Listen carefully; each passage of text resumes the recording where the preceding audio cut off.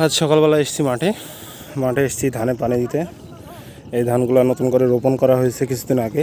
তা এই শীতের সকালে মেশিনে গরম পানি ভুয়ে যদি না দেওয়া হয় তাহলে ধান মরে যাওয়ার সম্ভাবনা বেশি থাকে অতি ঠান্ডায়।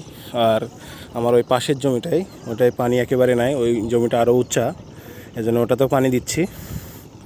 সাথে এই যে ল্যান্ডগুলো আছে এগুলো সবগুলোই পানি দেব।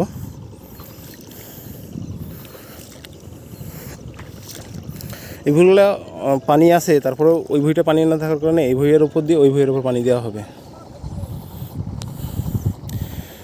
এখানে যারা এসছে সবাই কাজ করছে, আমারও ওই দূরে মেশিন চলতেছে। আমার এসে সকালে স্টার্ট করে দিয়ে তারপরে ভুঁয়ে নেমেছি, কারণ পানি আসছে কিনা বা কোন যে আলগুলো খোলা ছিল, যে ভুঁইগুলোয় পানি আছে ওগুলো দেবো না, কারণ অতিরিক্ত পানি হলেও মরে যাবে।